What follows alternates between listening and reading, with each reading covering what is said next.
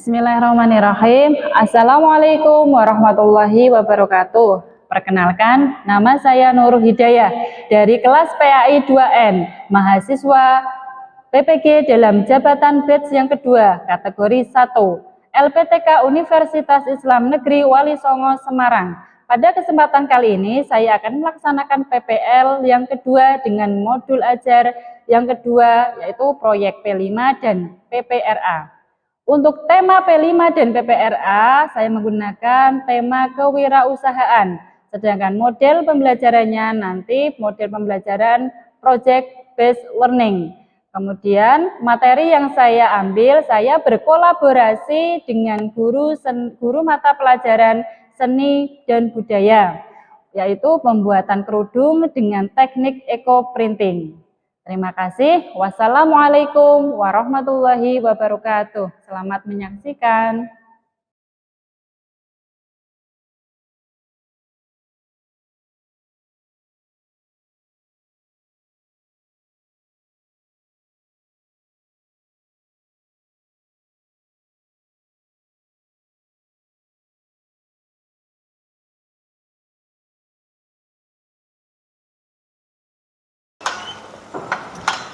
Assalamualaikum.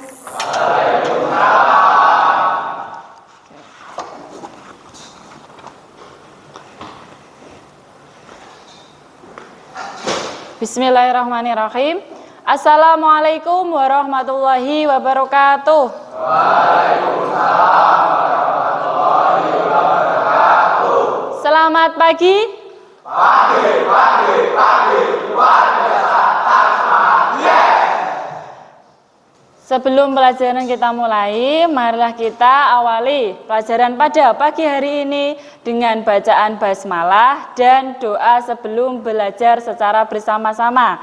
Bismillahirrahmanirrahim. Bagaimana kabarnya pagi ini? Sudah rapikah aku hari ini? Bajunya yang belum rapi, dirapikan dulu. Sudah siap? Sudah bersihkah kelasku hari ini? Sudah rapi, sudah bersih, sudah siap untuk belajar pada pagi hari ini? Kalau sudah siap, Bu Nurul mau ngecek semangatnya dulu. Beri satu kebanggaan pada SMK 2. Beri 1000 kebanggaan pada SMK 2. Untuk menanamkan nilai-nilai Pancasila dalam diri kalian, mari kita baca secara bersama-sama butir-butir dari Pancasila. 1, 2, 3. Pancasila. 1. Ketuhanan yang Maha Esa. 2. Kemanusiaan yang adil dan beradab. 3. Persatuan Indonesia. 4. Kerakyatan yang dipimpin oleh hikmat kebijaksanaan dalam permusyawaratan perwakilan. 5. Keadilan sosial bagi seluruh rakyat Indonesia. Oke, sebelum kita mulai, Bu Nurul presensi terlebih dahulu. Hari ini ada yang tidak masuk? Masuk semua ya? Ada yang nggak masuk? Siapa namanya? Ada izinnya?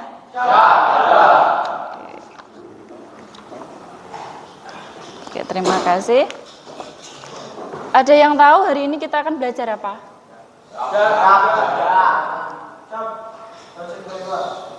Iya, hari ini kita akan belajar proyek P5. Ada yang tahu? P5 itu apa?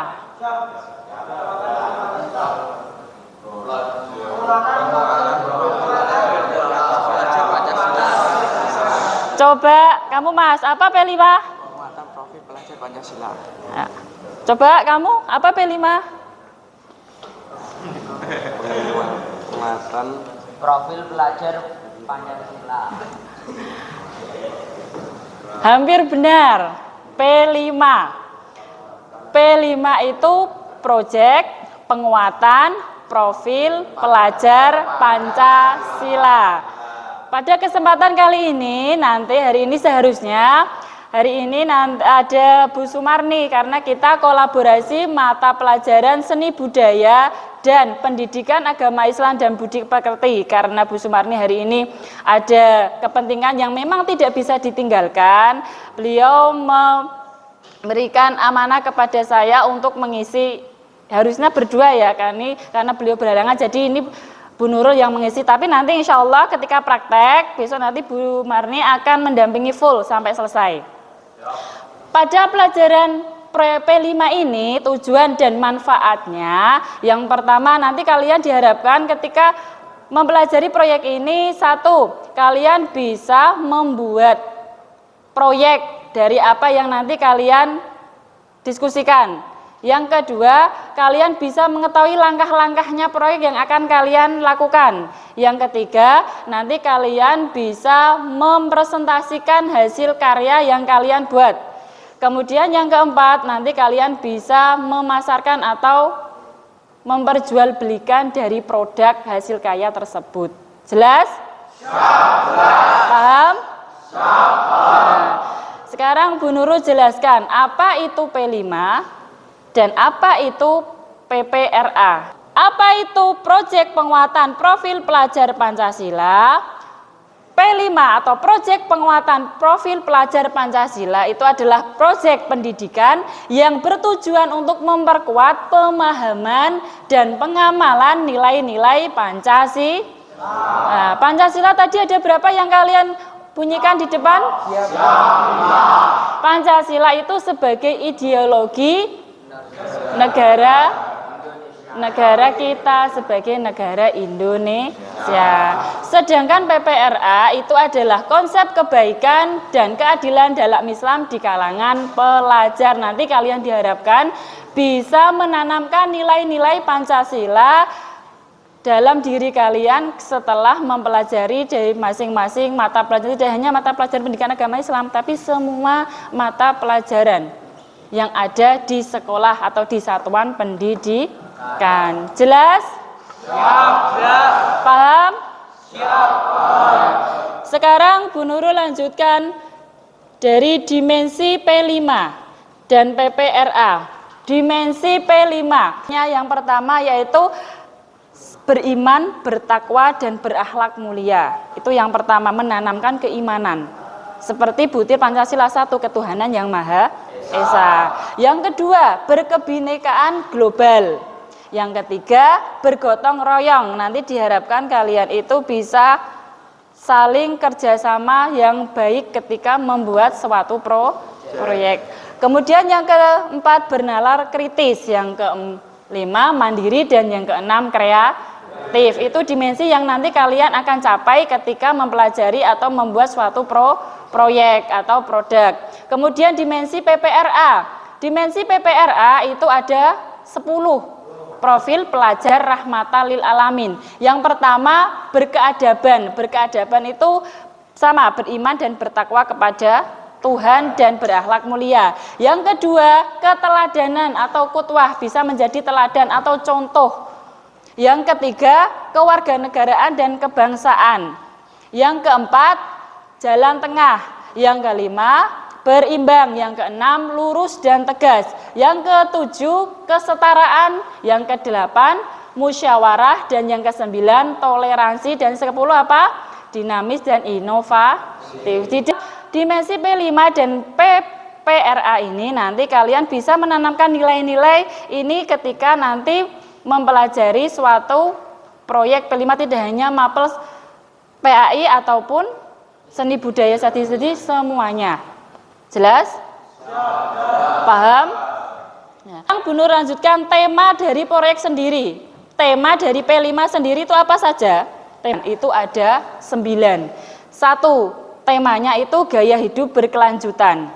Kearifan lokal. Yang ketiga, Bhinneka Tunggal Ika. Yang keempat, bangunlah jiwa raganya. Kemarin kalian yang mengikuti kesamaptaan kan? Nah, itu temanya bangunlah jiwa dan raganya. Untuk membangun jiwa dan raga yang terkandung dalam diri kalian itu membentuk karakter yang disiplin, yang kuat baik jasmani dan rohaninya. Yang kelima, suara demokrasi. Ya, nanti besok kalian akan mengikuti tema yang kelima, suara demokrasi dengan cara pemilihan ketua dan wakil OSIS. Yang keenam, berekayasa dan teknologi. Yang ketujuh, kewirausahaan. Nanti kewirausahaan ini nanti yang akan kita pelajari, yaitu kolaborasi seni budaya dan pendidikan agama Islam dengan tema kewirausahaan dengan membuat kerudung dengan teknik eco-print. Ya, yang ke-8 kebekerjaan dan yang ke-9 budaya kerja. Ini penjelasan dari P5 dan PPRA. Ada pertanyaan? Tidak ada? Kalau tidak ada, Bu Nurul lanjutkan, yaitu pembuatan kerudung dengan teknik eco-print. Eco-print itu apa? Eco-print itu adalah sebuah teknik cetak dengan pewarnaan kain alami yang cukup sederhana namun dapat menghasilkan motif yang unik dan otentik. Prinsip pembuatannya itu melalui kontak langsung atau antara daun, bunga, batang atau bagian tumbuhan yang lainnya yang mengandung pigmen warna dengan media kain tertentu. Jadi ecoprint itu dihasilkan dari bagian-bagian tumbuhan secara alami, memanfaatkan bahan alami yang ada di sekitar kita. Contohnya apa? Daunnya bisa dipakai untuk ecoprint. Pakis. Daun jati. Kamboja. Yodium. Kersen. Ya, itu macam-macam yang ada di sekitar kita bisa kita gunakan sebagai pembuatan produk dengan eco printing. Langkah-langkahnya, bagaimana cara pembuatan kerudung dengan teknik eco print nanti ya.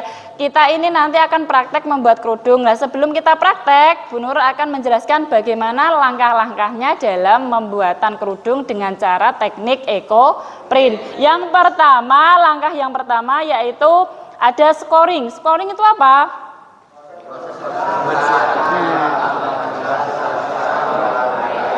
Proses pembersihan menghilangkan sisa-sisa kotoran dari kain. Itu yang pertama, teknik scoring. Yang kedua, teknik mordanting. Teknik mordanting itu teknik yang seperti apa?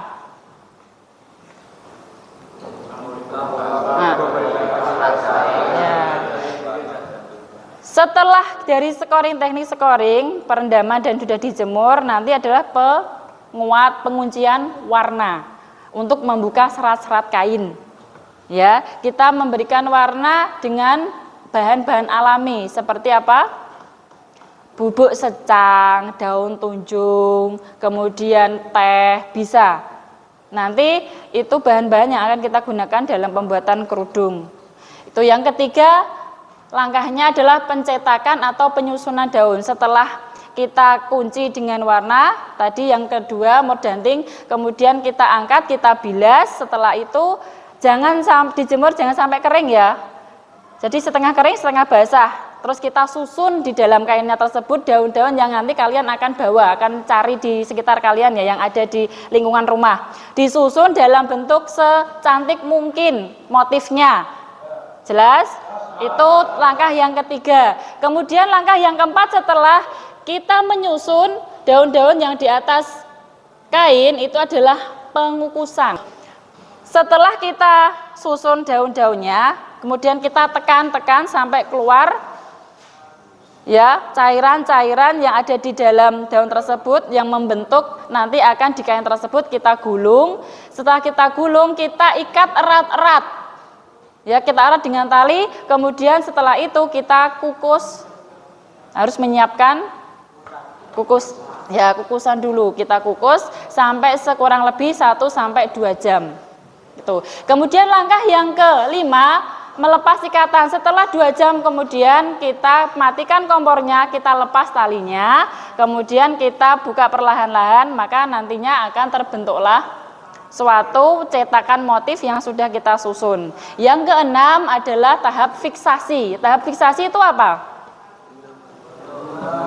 Nah, untuk ya, setelah dari kita tadi membuka tali-talinya, kita dengan cara merendam kain yang sudah dibatik tadi dengan air campuran tawas selama kurang lebih 1 jam, kemudian kain dijemur di bawah terik matahari, maka jadilah nanti sebuah produk atau proyek berupa kerudung dengan teknik eco printing. Jelas?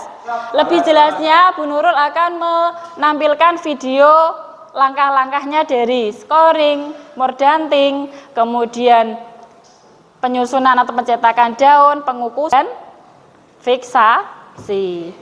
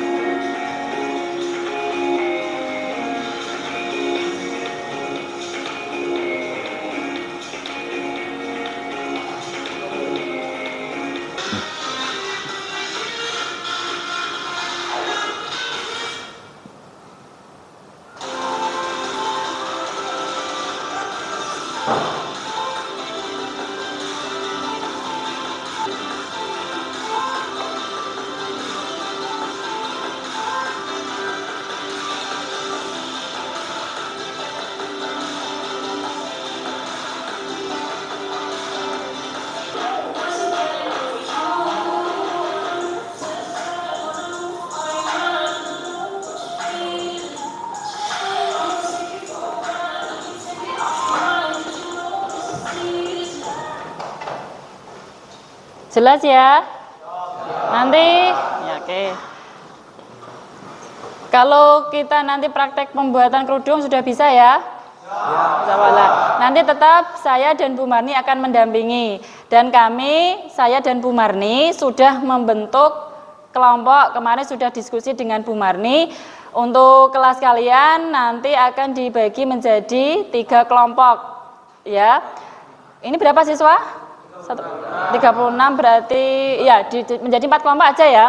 4 kelompok, nanti Bu Nurul akan koordinasi lagi dengan Bu Sumarni menjadi 4 kelompok. Minggu depan jangan lupa bawa alat dan bahannya. Alat-alatnya nanti silakan daun yang ada di sekitar kalian nanti dibawa.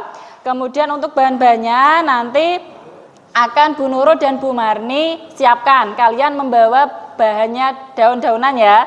Jelas? Nah, oke, untuk sekian dulu untuk pertemuan pada pagi ini. Minggu depan jangan lupa pertemuan selanjutnya kita langsung nanti praktek.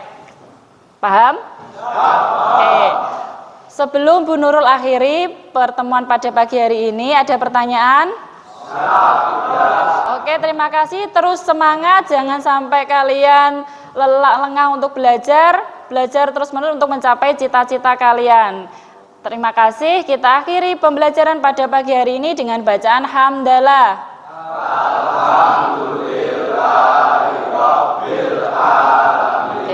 Assalamualaikum warahmatullahi wabarakatuh. Selamat pagi. Pagi. Luar biasa. Semangat.